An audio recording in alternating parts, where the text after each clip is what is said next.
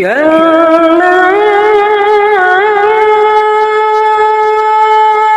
إذا بلغت التراقي وقيل من راق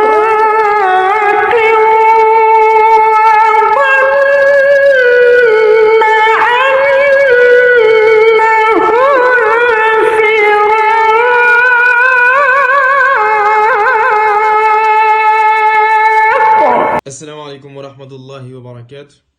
أعوذ بالله من الشيطان الرجيم. بسم الله الرحمن الرحيم. الحمد لله رب العالمين والصلاة والسلام على رسول الله صلى الله عليه وسلم. Nous allons rappeler aujourd'hui deux péchés qui causent le châtiment de la tombe. Tout d'abord, nous devons savoir, mes chers frères, que le châtiment de la tombe est vrai. Allah subhanahu wa ta'ala, il nous dit dans la sourate Ghafir, le verset 46, النار يعرضون عليها غدوا وعشيا.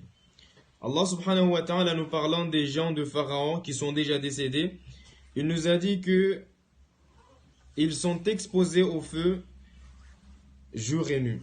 Alors que ces gens-là sont déjà décédés, Allah subhanahu wa ta'ala nous a dit qu'ils sont exposés au feu jour et nuit. Ce qui prouve que dans la tombe, il y a un châtiment, mes chers frères. Donc aujourd'hui, Inch'Allah ta'ala, nous allons voir deux péchés à éviter qui causent le châtiment de l'enfer, qu'Allah nous en préserve. Dans un hadith rapporté par Ibn Abbas, le hadith il est dans Bukhari, rapporté par Bukhari, le prophète alayhi salatu wassalam, bon, c'est Ibn Abbas qui dit, il dit que le prophète alayhi salatu wassalam, il est passé par deux tombes, il est passé dans deux tombes, et il a dit, Amma innahuma yu'adhiban, wa ma yu'adhiban bi kabir, ala wa innaha kabir. Le prophète alayhi salatu wassalam a dit que ces deux sont soumis au châtiment de la tombe. Yamshi bin Namim, il a dit que l'un d'entre eux, il rapportait ce que les uns disaient pour aller dire aux autres, pour s'aimer la haine et la division entre les gens. Donc, le premier, c'était un rapporteur. Quelqu'un qui rapportait ce que les uns disaient pour aller dire aux autres, juste pour s'aimer la division et la haine entre les gens, entre les croyants. Et ça, c'est un péché très grave. Le fait de rapporter ce que les gens disent pour aller dire aux autres, juste pour s'aimer la haine et la division. C'est un péché très grave, mes chers frères, à éviter. D'ailleurs, le prophète alayhi salatu wassalam nous a dit, qu'il ne va pas entrer au paradis, il ne va pas entrer au paradis, c'est lui le rapporteur, c'est lui qui rapporte ce que les gens disent pour aller dire aux autres, pour s'aimer la division et la haine. Donc à éviter ce péché, mes chers frères. Et le prophète alayhi salatu wassalam, il nous dit le deuxième, il a dit que kana la yastabri'u an bawlih. Dans une autre riwaya, il dit kana la yastatir an bawlih. Il dit que le deuxième, il ne se cachait pas lorsqu'il faisait ses besoins. Dans une autre riwaya, le deuxième ne se purifiait pas bien lorsqu'il faisait ses besoins. Donc ces deux péchés-là, nous devons nous abstenir. Premièrement, le fait de rapporter ce que les gens disent pour aller dire aux autres. Et deuxièmement, bien se purifier lorsqu'on fait nos besoins, mes chers frères. Car le châtiment de la tombe est une réalité. Les gens de la tombe, les gens qui, bon, ces péchés-là causent le châtiment de l'enfer. Donc notre prophète alayhi salatu wassalam aussi nous a donné une invocation, d'invoquer Allah subhanahu wa ta'ala contre le châtiment de l'enfer.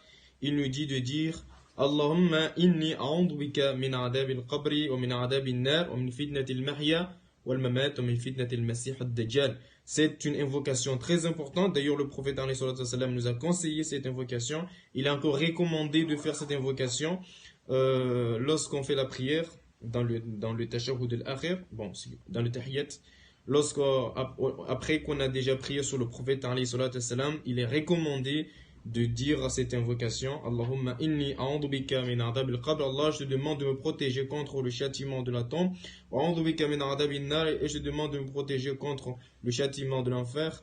Wa min fitnatil mahya wal mamat wa min fitnatil masih ad-dajjal. Aussi, je te demande de me protéger contre les épreuves de la vie et les épreuves de la mort, et aussi les épreuves de Al-Masih ad-Dajjal.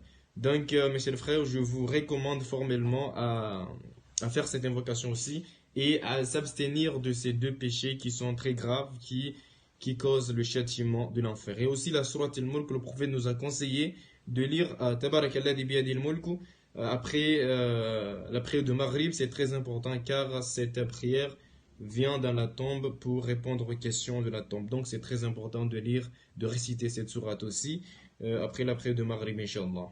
Wa alaykum salam wa rahmatullahi wa barakatuh.